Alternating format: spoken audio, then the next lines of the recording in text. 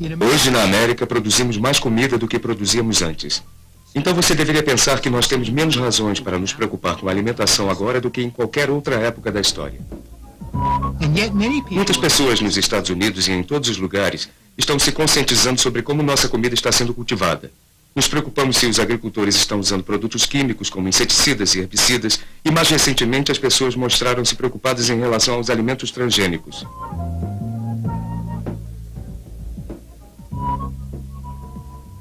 Os críticos acusam os geneticistas de brincarem de Deus por mexerem perigosamente em algo da ordem natural.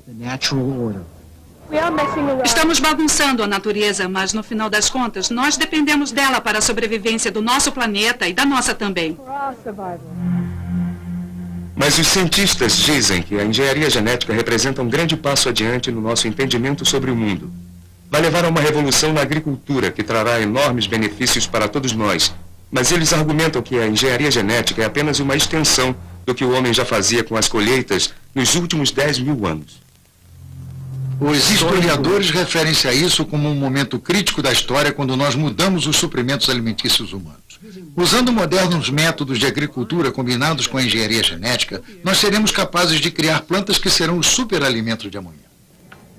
Então quem está certo? E o que faz a ciência e a história nos dizer sobre o que comemos?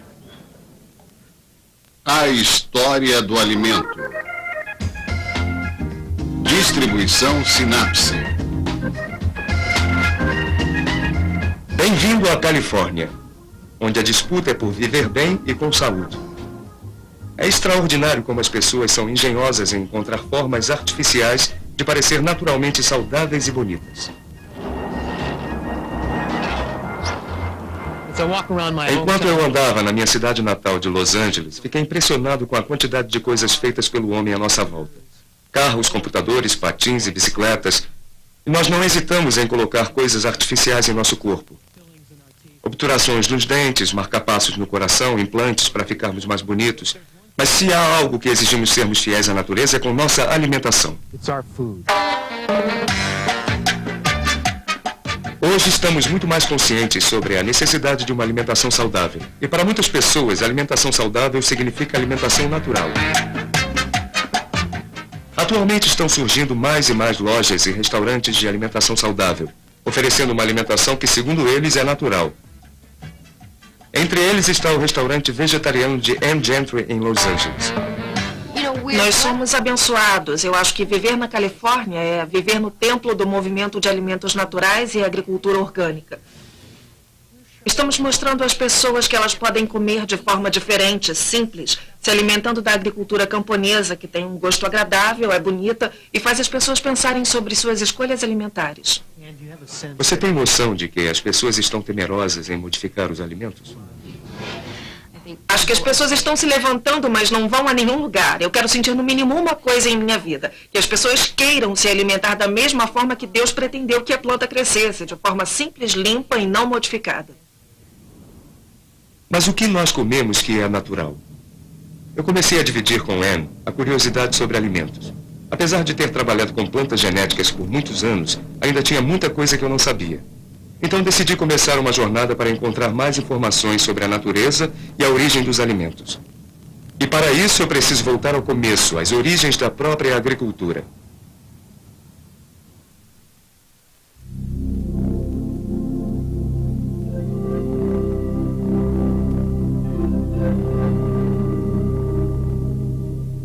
Eu vim para o México, onde muitos milênios atrás, nossos ancestrais americanos, caçadores, aprenderam pela primeira vez como plantar sua própria comida. Uma das mais importantes colheitas de hoje é a do milho, que é encontrado tanto em bebidas gasosas como em biscoitos recheados. E realmente o milho foi uma das primeiras agriculturas a serem cultivadas na América. Mas logo eu descobri um fato memorável. O milho que nós conhecemos hoje é muito diferente do milho cultivado por nossos ancestrais, e este é diferente de todos os outros encontrados na natureza. De acordo com o professor de agricultura Garcia Barcena, a planta da qual o milho é derivado tem grãos muito pequenos para serem utilizáveis, e portanto ela teve de ser modificada pelos agricultores americanos mais antigos. Então deixe-me ter certeza se entendi o que está dizendo. O milho não foi realmente feito pela natureza, ele foi modificado pelo homem há 10.000 anos? Certamente isso se deu porque o milho original tinha grãos quase imperceptíveis, com sementes muito pequenas. Por isso ele não oferecia atrativo para ser cultivado e teve que ser duramente modificado para se tornar útil.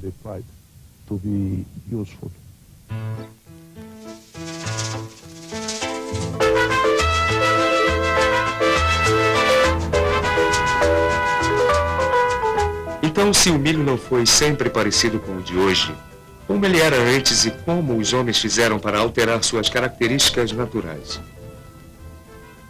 Para pesquisar mais, decidi visitar o Instituto Internacional de Pesquisas em Agricultura fora da Cidade do México.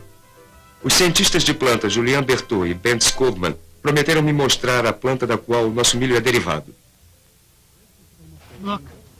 Veja aqui, esta é a primitiva espiga de milho. Esse é o ancestral do milho, sim. É conhecido no México como teosíntle. Mas isso não tinha a menor possibilidade de ser ingerido como alimento. O modo possível é colocar num recipiente ao fogo até estourar. Embora não seja muito produtivo. Não, é muito difícil para colhê-lo. Era como tirar todas as sementes à mão, uma a uma. O trabalho doméstico era todo voltado para esta pequena estrutura de grãos em que as sementes se parecem a estas aqui e também a estas. Exato. Então o milho que eu como foi feito pelo homem, não pela natureza. Pelo homem, não pela natureza.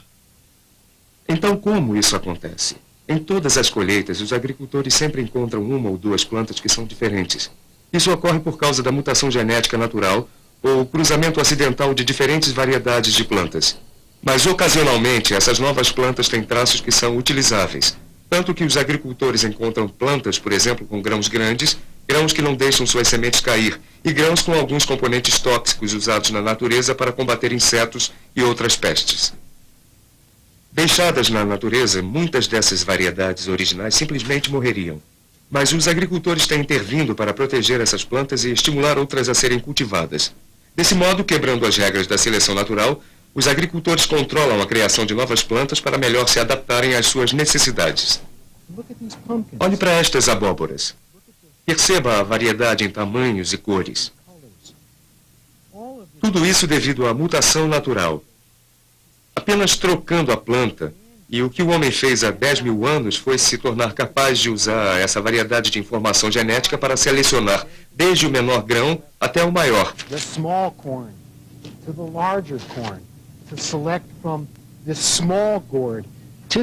Para escolher a melhor semente para obter esta enorme abóbora que eu mal consigo segurar, todas estão relacionadas umas às outras. Elas parecem idênticas, mas a diferença no tamanho é devida a um ou mais genes. Foi dessa maneira que o homem tornou-se capaz de fazer a mutação. Historiadores da agricultura dizem que o trigo também não existia há mais de 10 mil anos. E sim que ele foi o resultado do cruzamento de duas variedades de grama silvestre e acabou selecionado pelos agricultores primitivos. Existem genes de diferentes espécies combinados dentro do núcleo da célula de uma única planta? Há genes de diferentes espécies em uma única planta. E isso foi um acidente da natureza, depois selecionado pelo homem. Porque devem ser selecionadas as boas qualidades do trigo para o uso doméstico. Quando eu digo homem, eu me refiro também às mulheres, porque tenho quase certeza total de que foram elas que domesticaram essas espécies de plantas. Por mais estranho que pareça, foi esse processo de modificação genética primitiva que criou as frutas e os vegetais que usamos hoje em dia. Eles não tinham brócolis, eles não tinham a couve de Bruxelas, eles não tinham o milho, eles não tinham o grão de soja, eles não tinham tomates. As coisas que estamos acostumados a ver nas lojas atualmente e apreciamos não são oriundas da natureza. Elas foram desenvolvidas pela genética e pela seleção do homem, com uma constante interferência na seleção para atender a seus objetivos. A espécie humana já vem fazendo a modificação genética nas plantas bem antes de 10 mil anos atrás. Isso foi feito usando modos primitivos de modificação genética, e o México contribuiu enormemente na agricultura ao criar o milho, o tomate e o feijão, as modernas variedades que usamos na agricultura. Beans, the modern varieties that we use in agriculture. Mas o advento da agricultura significa mais que o desenvolvimento de novos tipos de alimentos.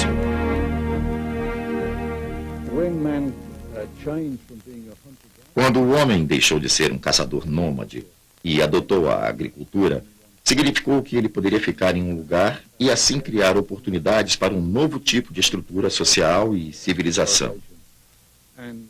E isso passou por todas as eras. E há uma consistente tese que defende que a agricultura realmente foi uma das principais bases que permitiu o desenvolvimento da civilização. A transição de caçador nômade para agricultor envolve várias outras etapas. Envolve o desenvolvimento da ciência e tecnologia primitivas, às vezes representadas como religião. Envolve o desenvolvimento de uma organização social complexa e o desenvolvimento da arquitetura. Essencialmente, o desenvolvimento da agricultura era o desenvolvimento da própria civilização.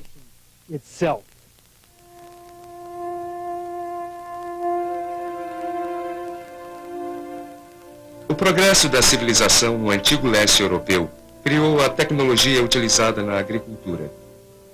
Desde o ano 4000 a.C., o arado de bois cortava o solo europeu e a invenção da roda e dos sistemas de irrigação representaram grandes passos à frente na agricultura. Nas Américas, as características primitivas das ferramentas agrícolas e a ausência de gado travaram o desenvolvimento da agricultura no mínimo até o século XV, quando os europeus chegaram.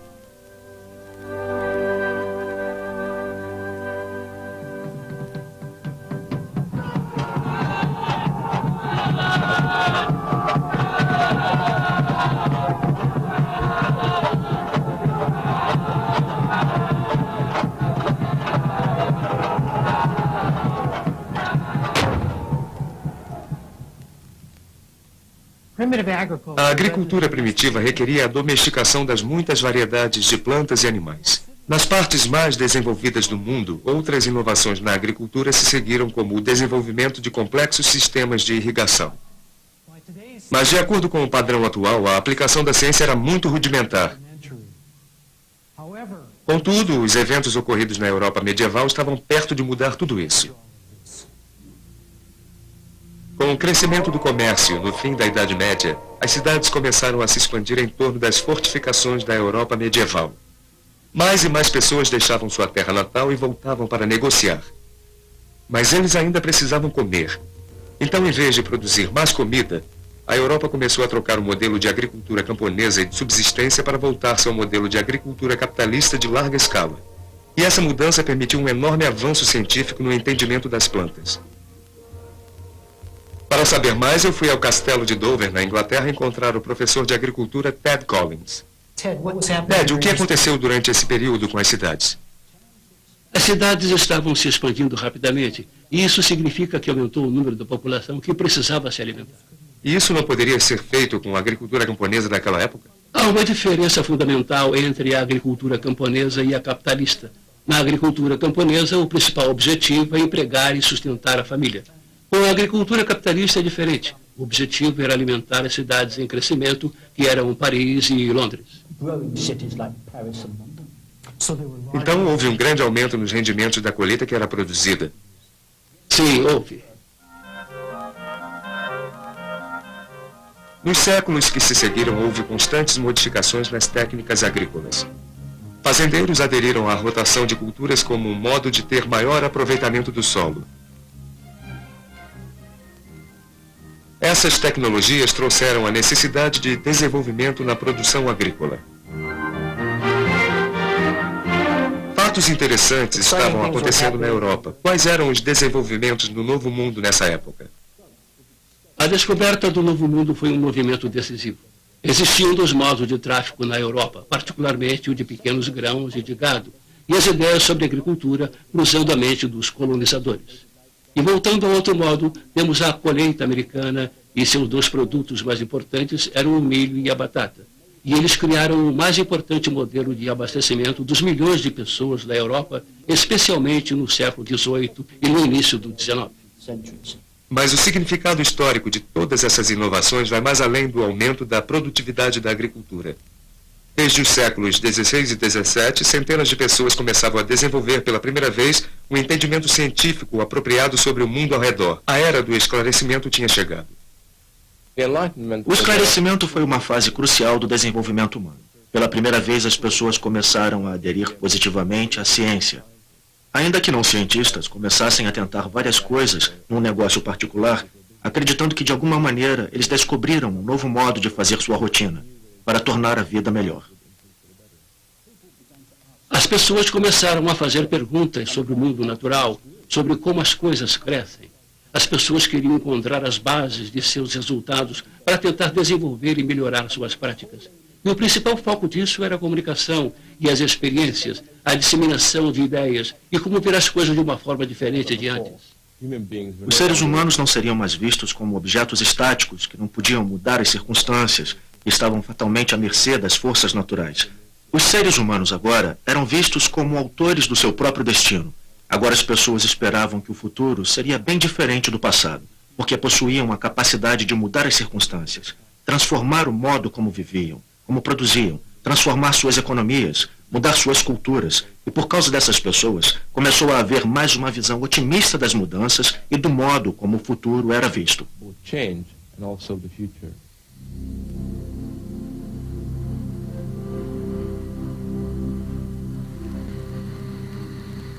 No século XIX, avanços na agricultura foram feitos pelo monge Gregor Mendel, como a descoberta de que as plantas precisam de nutrientes e a descoberta da genética.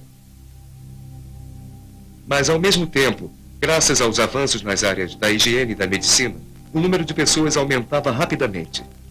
Tanto que no início do século XX, um outro avanço nas técnicas agrícolas foi infelizmente necessário.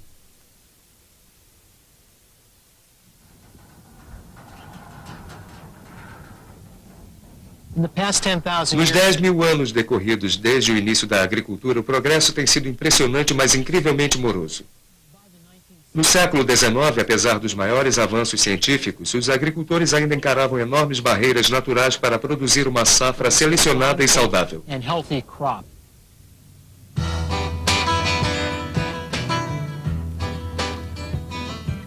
No século XX, os pecuaristas criaram o primeiro gado do tipo híbrido e os cientistas aprenderam como cruzar o trigo com outros grãos para obter novas variedades.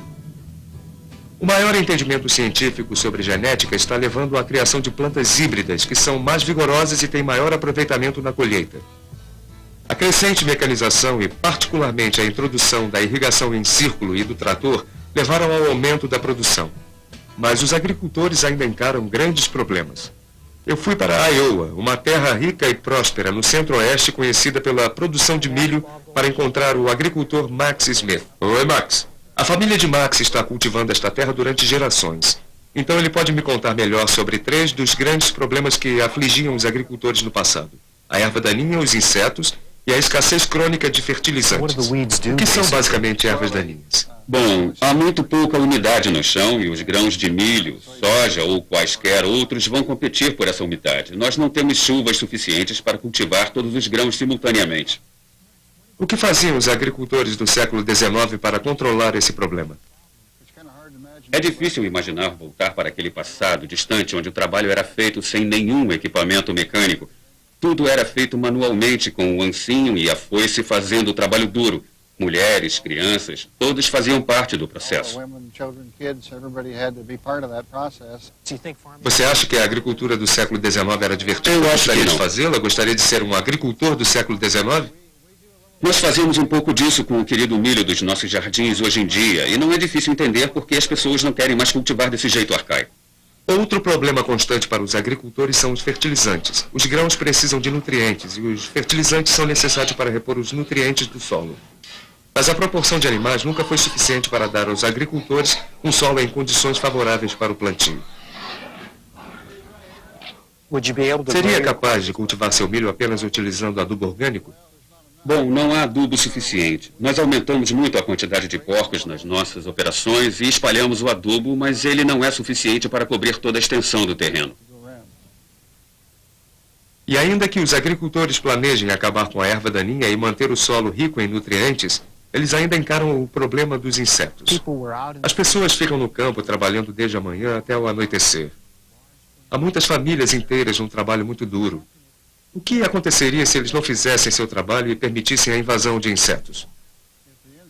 Se os insetos invadissem o campo, dependendo da estação, poderia ser uma ruína total com um grande desastre para a colheita dos grãos. Seria um desastre para a família?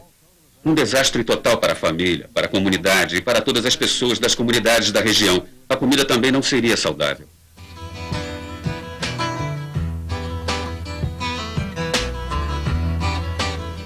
Nas primeiras décadas do século XX, o progresso do nosso entendimento sobre como os químicos trabalham levou os cientistas a desenvolver soluções para esses problemas.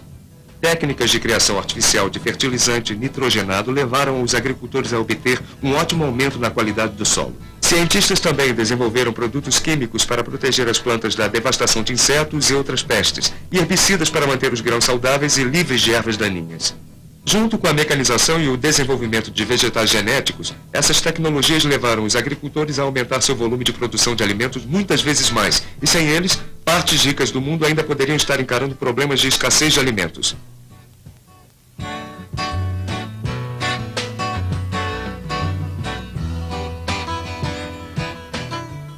Mas recentemente o uso dessas tecnologias como pesticidas químicos encontrou oposição de muitos ambientalistas no então chamado movimento por alimentos naturais.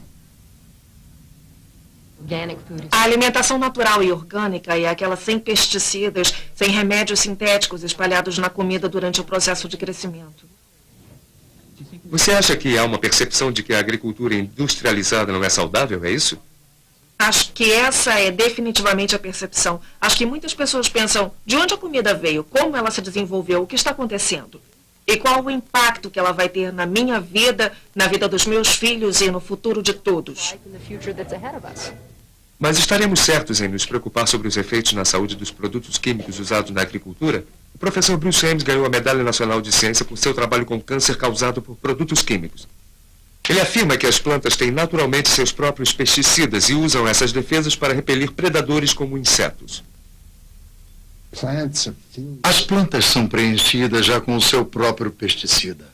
Cada planta tem 100 elementos químicos usados para combater insetos e predadores.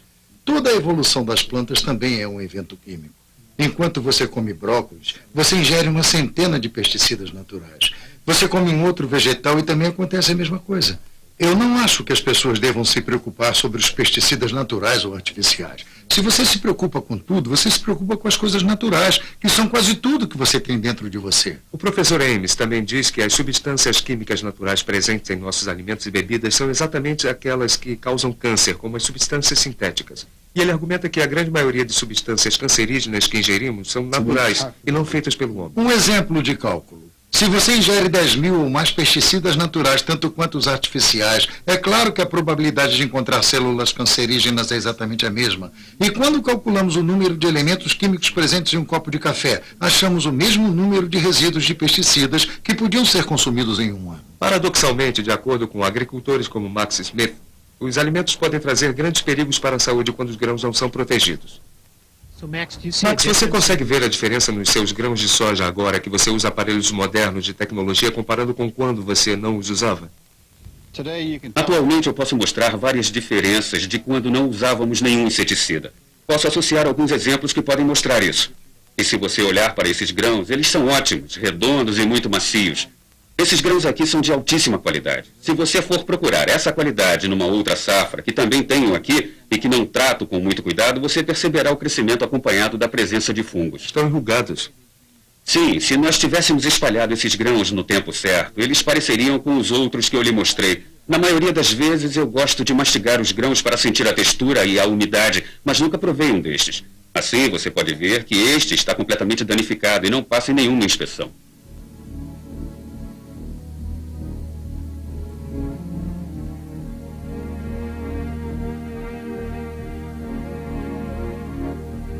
Avanços em nosso conhecimento sobre a biologia dos vegetais estiveram palmo a palmo com a ótima mecanização do campo.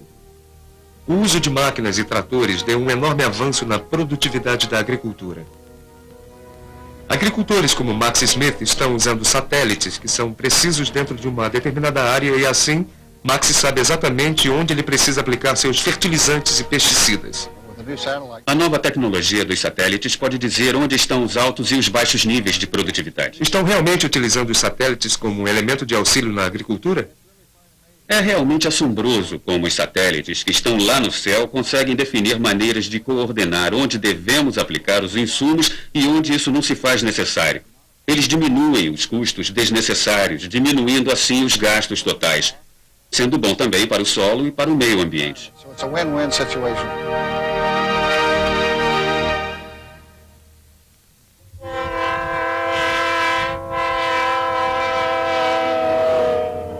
No século XX, a produção de alimentos nos Estados Unidos triplicou e nossas vidas foram transformadas. No século XIX, 60% dos americanos trabalhavam no campo e tinham uma expectativa de vida de 45 anos. Atualmente, essa expectativa está em 75 anos e menos de 2% da população trabalham no campo. Agora nós gastamos ínfimas parcelas do nosso salário com alimentação e nos esquecemos do que seria a fome e a subnutrição. Mas e os países do terceiro mundo?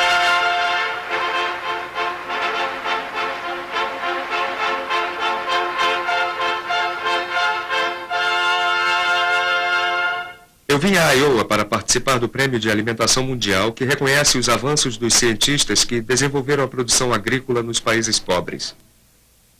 O prêmio foi estabelecido pelo vencedor do Prêmio Nobel, Dr. Norman Borlaug, um dos mais respeitados especialistas em agricultura no mundo. O grande desenvolvimento criado pelo Dr. Borlaug foi a transferência de técnicas modernas de agricultura para os países pobres. Esse episódio ficou conhecido como a Revolução Verde e salvou milhões de regiões como a Índia.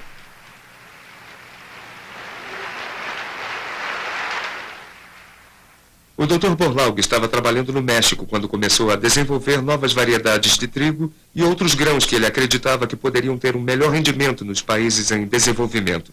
O resultado foi espetacular. Quais os efeitos dessas novas variedades colocadas na Índia em termos de produção de alimentos? Houve um tremendo aumento na colheita. De quanto? De 10 para 80 toneladas, no mesmo espaço de terra.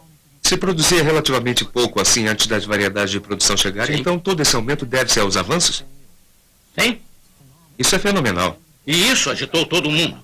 De repente, o Paquistão torna-se autossuficiente e a Índia caminha rapidamente na mesma direção, mostrando os resultados da revolução que aconteceu. Dr. Skovman, as sementes desempenharam o papel principal da Revolução Verde.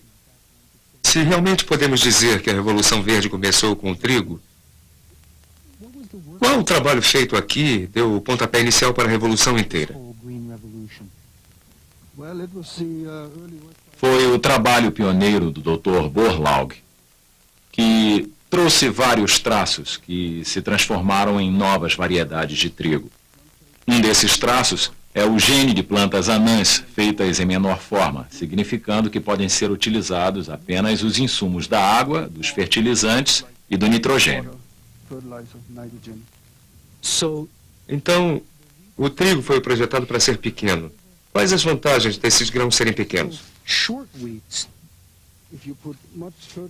Se você colocar água e fertilizantes numa planta alta como esta, esse é o resultado. Chamamos de alojamento quando o trigo cai no chão e não importa o que se faça com ele, você não vai conseguir obter toda a produtividade do mesmo.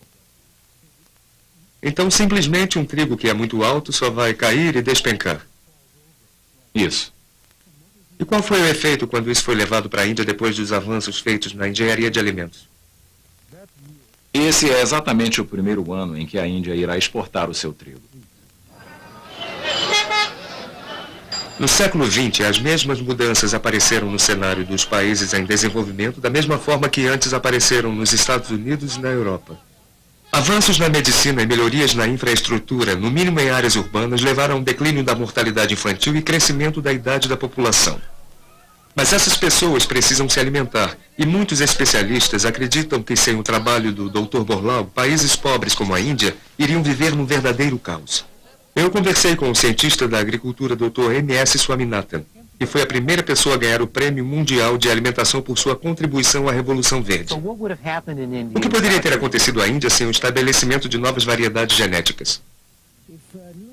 Se essas novas variedades já não estivessem disponíveis nos anos 60, a Índia sofreria com uma série de pessoas famintas e desastres da natureza. Entre 1870 e 1900, 30 milhões de pessoas morreram de fome no modelo de agricultura tradicional, o camponês. Os modos de agricultura familiar estão associados com altos índices de famintos. Nós não iríamos diminuir os índices de famintos e subnutridos sem a Revolução Verde. Nós plantaríamos em todos os lugares imagináveis e ainda assim não conseguiríamos superar o nível da produção atual. Portanto, a Revolução Verde foi um dos desenvolvimentos científicos mais significativos para a Índia e para muitos outros países no século passado.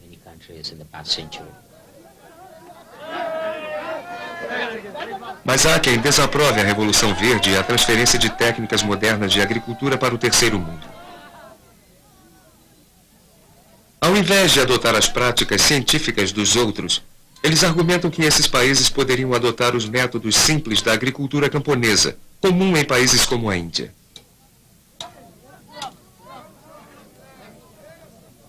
Estou terrivelmente preocupada como consumidora, como mãe, como comerciante, como uma cidadã do planeta, que estejamos impondo nossas formas de desenvolvimento aos outros países, com grandes dicas de agricultura que ferem a cultura de várias regiões que estão morrendo em detrimento do nosso rumo ao futuro.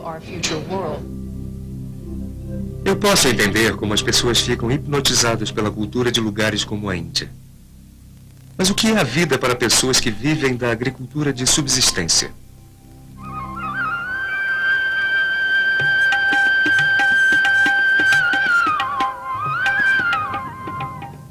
Então resolvi viajar para a Índia para encontrar essas respostas.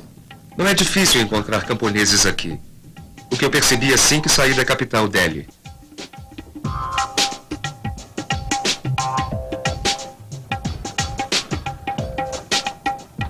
Eu estava indo a um vilarejo encontrar o jornalista local Barun Mitra e ver o que seria a vida rural em primeira mão.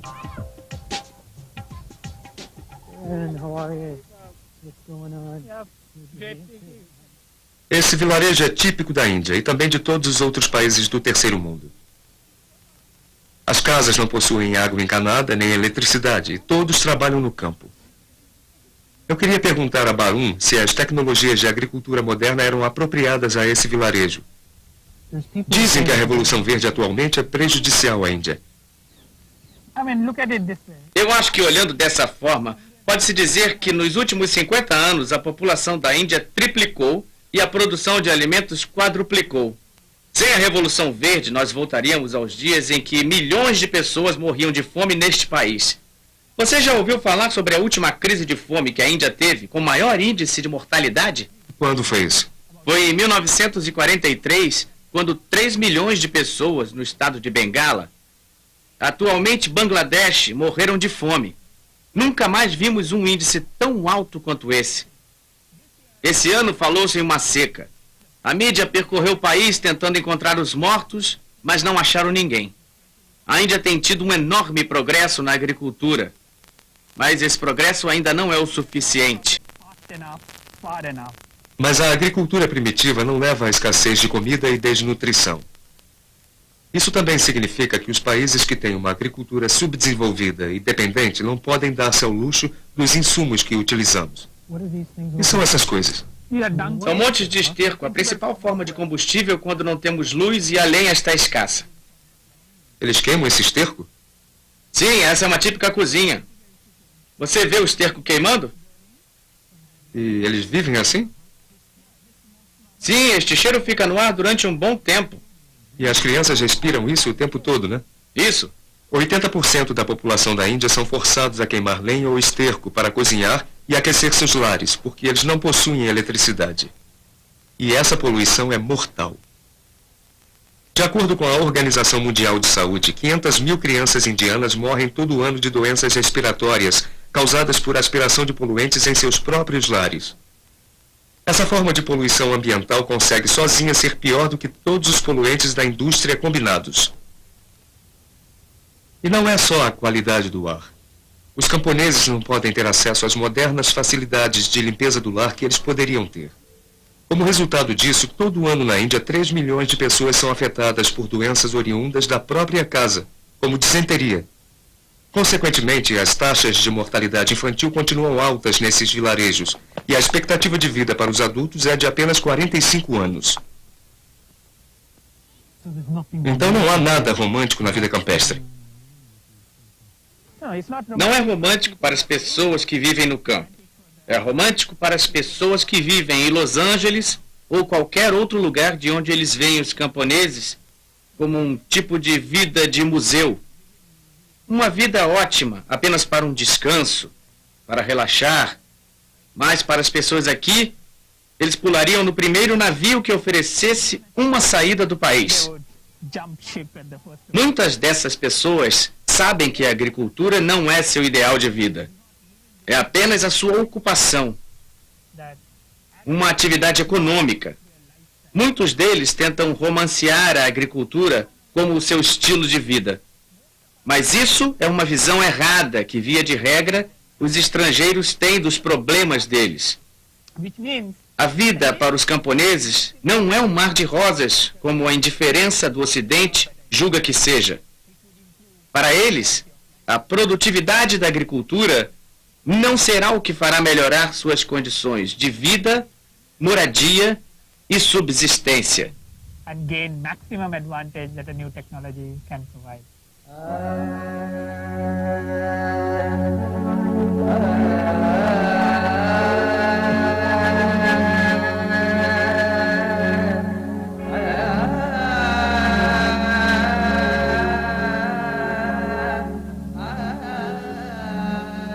Ficou claro na minha visita à Índia que, apesar dos esforços como os do Dr. Borlaug e Swaminathan, ainda há muito para ser feito para melhorar a agricultura e as condições de vida das pessoas aqui.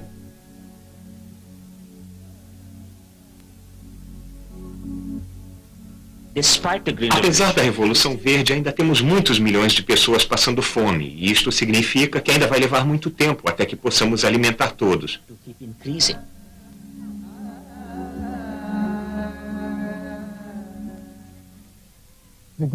A Revolução Verde é um sucesso científico espetacular que literalmente salvou milhões de pessoas.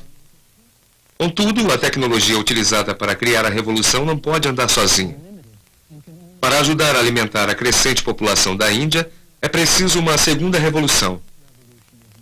E para isso, muitas pessoas estão olhando para a engenharia genética.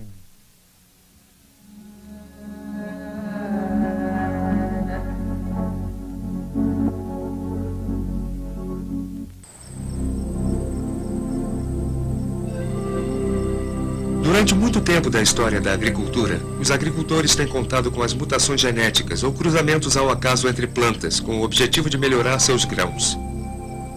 E mesmo depois dos cientistas terem aprendido na primeira parte do século XX como cultivar variedades de plantas, seus métodos ainda são muito brutos.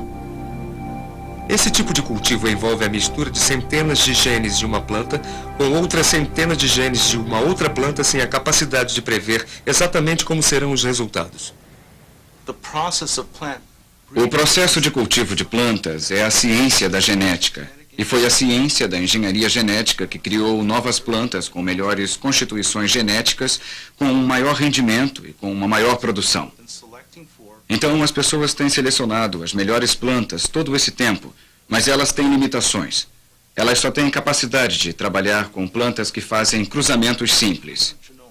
Por exemplo, se dão um tratamento desejável a uma planta, podem dar um tratamento indesejável a outras 10. E assim fica muito difícil a tarefa de capinar e remover as plantas indesejáveis que baixam a produtividade e se tornam resistentes. Contudo, nos anos 70, os cientistas começavam a aprender como identificar os genes individuais e a descobrir suas funções. Um desses cientistas era Luiz Herrera Estrella. Quando eu comecei a trabalhar com a biologia molecular das plantas, era uma época muito instigante, porque os genes das plantas começaram a ser isolados e todo o campo da biologia das plantas estava se desenvolvendo. Luiz era um dos cientistas ao redor do mundo que procuravam uma maneira de transferir genes individuais de uma planta para outra. A resposta veio em 1981, quando eles encontraram uma bactéria solar que fazia exatamente isso. 2 anos depois, Luiz foi bem sucedido em transferir um gene de resistência antibiótica de uma bactéria para uma planta de tabaco.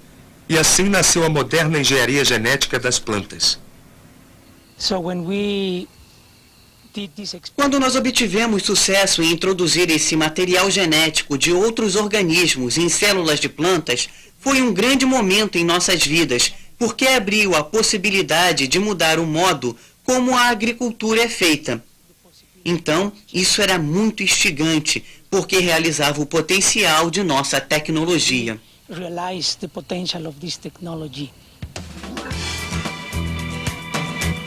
Os pesquisadores imediatamente começaram a trabalhar de tal modo que poderiam transformar a teoria em prática e usar as novas tecnologias da engenharia genética para desenvolver melhores grãos. Um dos primeiros sucessos veio 3 anos depois, em 1986, quando os cientistas tiveram sucesso em construir resistência a doenças em um tomate. Em 1987, os cientistas anunciaram que tinham criado a primeira resistência artificial a insetos em uma planta. E no ano seguinte criaram resistentes herbicidas para serem utilizados pelos grãos.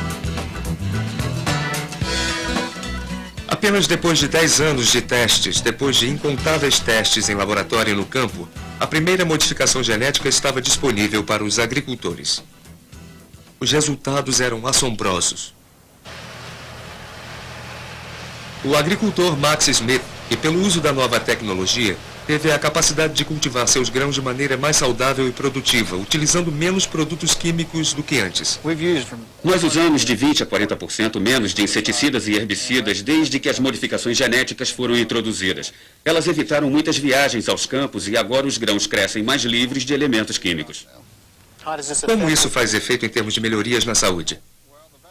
Bom, a melhor maneira que eu tenho de descrever isso é que, certamente, ter um grão que possui insetos ou possui grandes quantidades de inseticida nele não é muito pior do que um outro que usou as tecnologias providas pela engenharia genética e não precisou de uma aplicação de inseticida e está quimicamente livre. Não há insetos e é muito saudável para a alimentação. As vantagens do uso de avanços genéticos pareciam tão óbvias para os agricultores que dentro de poucos anos eles estavam trocando suas tecnologias. 60% de toda a plantação de soja dos Estados Unidos já usam os avanços da engenharia genética. Ao redor do mundo, mais de 100 milhões de áreas de terra usam a modificação genética para melhorar a qualidade de seus grãos. Os cientistas começaram a pensar em novos modos de desenvolver as plantas. O Dr. David Eber está especialmente entusiasmado com a possibilidade de aplicações medicinais. O que a engenharia genética das plantas tem a oferecer é a habilidade de melhorar as plantas que temos agora. Com a engenharia genética, podemos aumentar a quantidade de vitamina E nas plantas em até 8 ou 10 vezes, e assim, não precisaríamos mais ingerir comprimidos de vitamina E nem suplementos alimentares. Isso já tem sido feito com o chamado arroz dourado. Ele foi produzido com altos níveis de vitamina A, que é direcionada para resolver o enorme problema chamado fome oculta ou anemia. Isso acontece quando uma dieta inadequada leva a uma deficiência crônica de ferro e vitaminas. O que acontece se você não tiver vitamina A suficiente na sua dieta é que você fica cego. Você também corre o risco de morrer em 1 ano ou 2, porque além de ficar cego, fica predisposto a doenças como sarampo e malária. O professor Prakash é um dos cientistas que trabalham em nutrição de alimentos atualmente consumidos nos países em desenvolvimento. A biotecnologia já tem se mostrado muito promissora para resolver os problemas da anemia. Com a batata doce, nossa pesquisa na Universidade de Tuskegee nos ajudou a desenvolver a proteína de 6 fileiras. Luiz Herrera Estrella agora está tentando resolver um enorme problema dos países do terceiro mundo, onde há a presença de grandes quantidades de alumínio que é venenoso para o solo.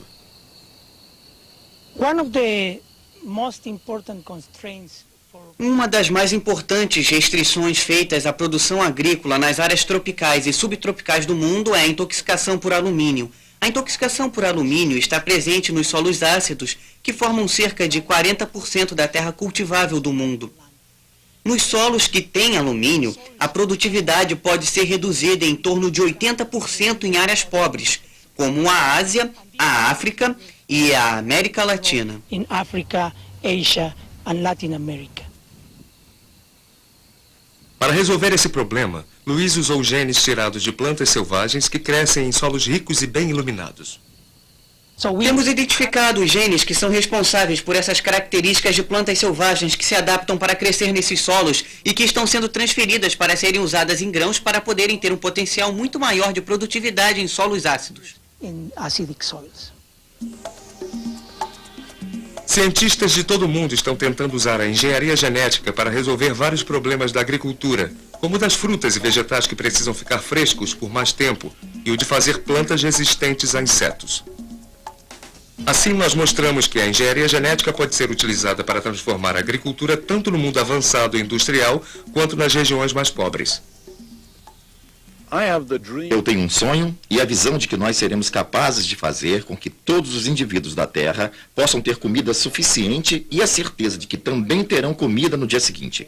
Espero que isso seja feito antes do fim do século, devido ao uso correto da genética. A tecnologia de modificação genética tem o potencial de fazer da fome e da subnutrição uma coisa do passado. A thing of the past. Mas a revolução imposta pela modificação genética tem implicações que vão além da produção de alimentos. Estamos aprendendo sobre a informação de cada gene que há em uma planta.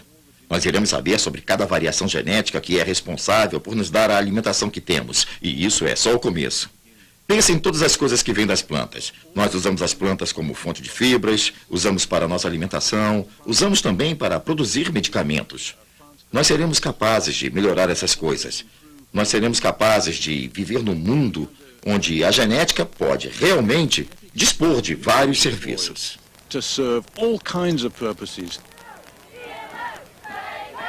Mas a engenharia genética não tem sido universalmente bem recebida.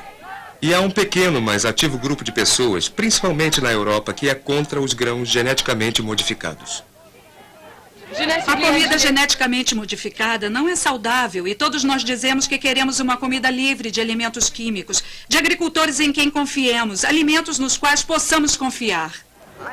Eu acho que há muitos riscos com os alimentos que comemos, mas nós queremos correr esses riscos.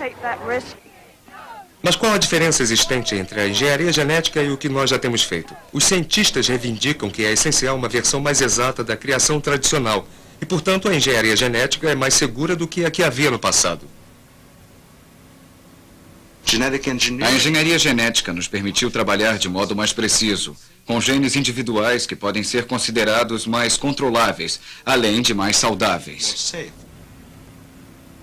Mas os críticos argumentam que a moderna engenharia genética é mais artificial do que a agricultura tradicional, porque os cientistas agora podem transferir genes entre várias espécies diferentes. Mas os cientistas afirmam que, ainda que as espécies pareçam totalmente não relacionadas, como os peixes, as árvores e os humanos, não são tão diferentes quanto parecem. Na verdade, dividem muitos genes. O que você diria para os críticos que reclamam que há algo artificial na transferência de genes de uma espécie para outra? Eu diria que não há nada que cause preocupação. Eu divido vários genes com este bambu. Nossos ancestrais foram ligados alguma vez. E agora nós dividimos pequenos tipos de células, as mesmas estruturas de célula, e também dividimos o DNA. Então, muitas vezes, eu e esta planta não somos tão diferentes. Para investigar mais, eu decidi olhar a base de genes no meu laboratório na Universidade de Los Angeles. Pode encontrar genes nas plantas que sejam similares às células humanas? Na verdade, eu poderia mostrar como elas são similares.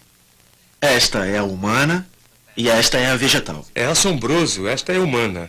IRGQRK. E essa é a planta. IRAQRK. São simplesmente idênticas. Sim. Os genes de nossos cromossomos, nossas células, poderiam ser os mesmos, como se você estivesse estudando na sua própria planta. Sim. Além disso, cientistas argumentam que os alimentos geneticamente modificados são os mais estudados e testados conhecidos pelo homem. There is no example. São exemplos, durante a história da agricultura, de grãos sendo testados tão cuidadosamente quanto os grãos geneticamente modificados. Esses testes têm sido feitos por mais de 10 anos, eles têm sido testados no campo, têm sido testados em termos de seu potencial prejudicial à saúde humana. É sem precedentes o cuidado como os grãos são testados, para ter certeza que eles não causarão problemas ao meio ambiente e à saúde humana. That they don't cause problems to the environment or to human health. Além disso, os cientistas argumentam que a nova tecnologia, longe de danificar o ambiente, poderia trazer enormes benefícios. Anne Hirsch está trabalhando com plantas inférteis, o que pode ser uma ajuda enorme aos agricultores e ao meio ambiente. O que acontece neste país é que nós fertilizamos demais o solo. Então, esse fertilizante corre para os lagos e rios, o que dá origem a um processo chamado eutrofização, em que se tem um aumento no crescimento de algas. Isso reduz o oxigênio da água e os peixes morrem. Há plantas, legumes, ervilha que produzem seu próprio fertilizante. Se pudéssemos entender sobre genes para transferi-los para outras plantas como arroz ou milho e trigo, não precisaríamos usar fertilizantes. Não há como fazer isso usando os métodos tradicionais. E de acordo com Max Smith, outra área onde a nova tecnologia teve um impacto positivo no ambiente é na preservação do solo para que os agricultores usem ao máximo suas terras. Max, como a nova variação genética dos grãos de soja levou você a preservar o campo? Bom, esse campo é um exemplo básico se você olhar ao redor. Vê todo esse material orgânico que temos aqui? Muitos desses resíduos são das colheitas passadas. Eu vejo grãos de soja. Esse é um grão de soja. Aqui está um grão de milho da colheita passada. Também há resíduos de milho. E essa tecnologia nos livrou desses resíduos pondo-os sobre o chão. Eles mantêm a erosão e mantêm os níveis da água. Ocasionalmente nós temos baixos índices de precipitação e o solo geralmente sofre erosão com uma valeta que cruza todo o terreno, onde esse lixo era depositado. E agora nos orgulhamos de usar isso para benefício do solo. E nos tornamos capazes de tudo isso por causa das variedades da engenharia genética. Exato. 25 anos atrás, havia algo em torno de 20 a 30% de perdas por ano em um terreno que tinha seu solo inutilizado. Agora as perdas desse solo são praticamente nulas. Eu sou ambientalista e acho que a tese de que a genética e a química são ruins para o meio ambiente está errada. Nós teremos que encarar um futuro com a procura de inovações tecnológicas como uma solução para esses problemas do meio ambiente. Bom, eu sou extremamente otimista em relação às novas tecnologias usadas na agricultura para remover a necessidade de agrotóxicos, para ter resistência a fungos, ervas daninhas, insetos e bactérias, para criar uma agricultura limpa. O sonho das indústrias de alimentos e das indústrias orgânicas pode ser ajudado pela genética. Os cientistas dizem que nós realmente não precisamos nos preocupar com as formas de alteração genética das plantas. Sim, eles bagunçam a ordem da natureza. Mas é isso que os homens fazem desde que a agricultura começou.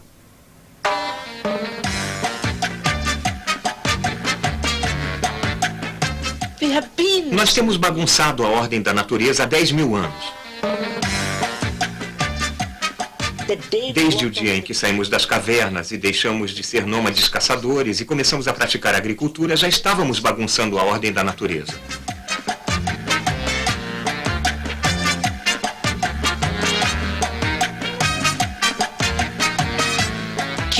O kiwi só existe há 50 anos. O morango há cerca de 200 e as cenouras há cerca de 300. Nenhum deles existia há 300 anos, e isso se deve à nossa bagunça na ordem da natureza.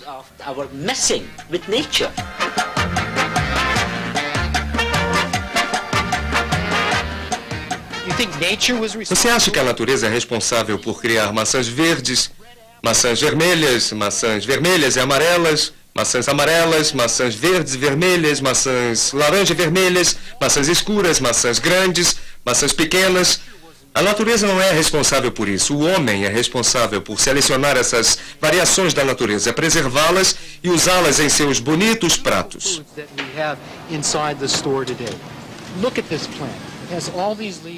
Veja esta planta com todas essas folhas. É um parente desta planta. Elas parecem ser totalmente diferentes uma da outra, mas são exatamente da mesma espécie. Podem polinizar uma outra, podem fertilizar uma outra, mas veja a enorme diferença.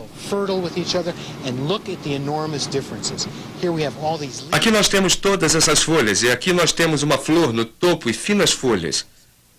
Então, o que o homem faz é remarcar essas diferenças usando sua engenhosidade para destacar as partes específicas de cada planta. Isso é um monumento, uma catedral da imaginação e engenhosidade humanas. A natureza não produziu toda essa abundância de alimentos. Eles foram feitos pelos homens e quando as pessoas dizem para não mexer com a natureza ao nosso redor, acordem. Nós já fazemos isso e somos beneficiados com isso. E a engenharia genética é uma extensão do que temos feito. Mas apesar do peso das evidências científicas e o uso generalizado de alimentos geneticamente modificados, algumas pesquisas acham que seu trabalho deve ser retardado. Nós estamos encarando muitos problemas para fazer essas experiências nos campos por causa dos ativistas que influenciaram o governo mexicano a parar com esse tipo de pesquisa. Então estamos desenvolvendo grãos que serão úteis para pequenos agricultores. E esses ecologistas têm criado problemas que estão retardando as nossas pesquisas por mais de 2 anos. E não é só a pesquisa que tem sido afetada. Para mim, o mais chocante é que esse prejuízo começou a afetar os estoques de alimentos, assim como eu percebi na Índia quando visitei a organização de ajuda CARE. CARE tem distribuído alimentos geneticamente modificados, passando-os ao consumo humano nos Estados Unidos e deixando os indianos perto do desastre de ficarem famintos. Os indivíduos que trabalham aqui não irão falar para as câmeras, porque eles estão sendo acusados de envenenamento com grãos de milho e soja geneticamente modificados e contaminados oriundos dos Estados Unidos. Os ativistas que são contra a engenharia genética foram muito eficientes em tentar eliminar um trabalho que tinha sido muito proveitoso para a Índia. O que é absolutamente um contrassenso a respeito disso tudo é que os ativistas preferem a interrupção da produção de alimentos saudáveis para a saúde humana a erradicar a miséria para aliviar o sofrimento das pessoas.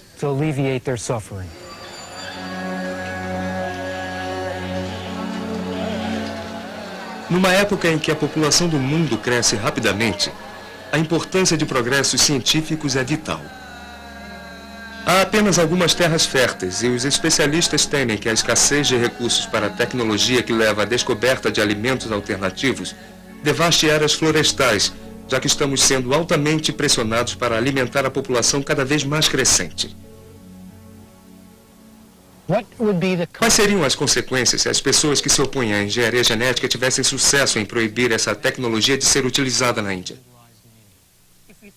Se nós diminuíssemos a tecnologia, essas pessoas iriam pagar o pior e mais caro preço. Iriam pagar com suas vidas. E as crianças daqui do vilarejo? Elas pagariam esse preço.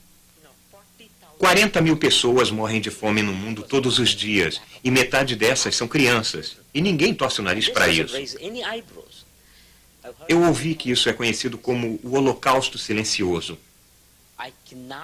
Eu não posso conceber que outros países, a Índia ou certos países da África, parem de usar qualquer solução tecnológica que resolva os problemas da humanidade. Sabe, eu não tenho problemas em você querer viver no passado e querer negar o potencial e a possibilidade que a tecnologia traz, o que é um assunto seu. O que me preocupa é que se você sobrecarrega as pessoas da América Latina, da Ásia e da África, será um prejuízo para você mesmo. A maioria das pessoas do planeta é relativamente pobre. Muitas pessoas se esforçam para sobreviver. A menos que tenhamos descoberto uma solução para os problemas diários que eles encaram na África, na Ásia e na América Latina, eles não irão melhorar sua qualidade de vida. E se eles continuarem pobres, o resto da humanidade também será empobrecido por esse processo. Pensando assim, o pensamento anticientífico não é simplesmente sobre a ciência. Ele também é contra a vida.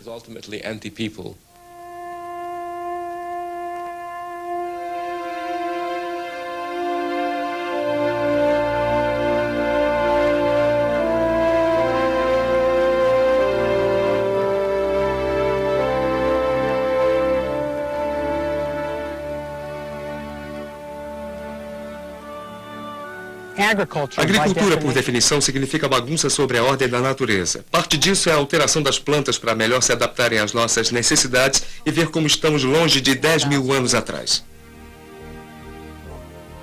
Desde que os agricultores começaram a arar o solo, nós temos aprendido mais e mais sobre como as plantas trabalham. E pela modificação nas plantas, pela modificação dos genes, nós agora somos capazes de produzir grãos mais imunes e saudáveis. Mas ainda há muito para ser feito. Acreditamos que no ano de 2050 haverá 10 bilhões e meio de pessoas neste planeta. E para alimentar todas essas pessoas, nós vamos precisar de formas para produzir mais alimentos do que em toda a história da humanidade. Eu creio que para fazer isso, nós teremos que usar toda a nossa capacidade tecnológica, inclusive a engenharia genética.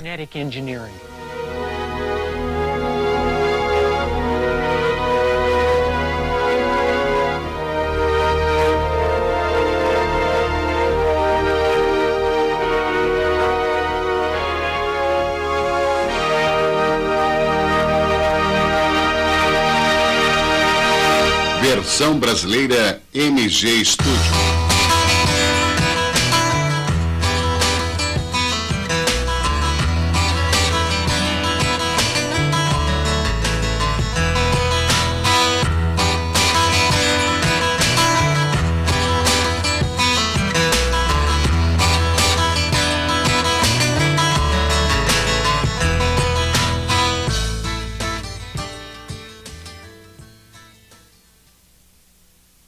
Antes de encerrar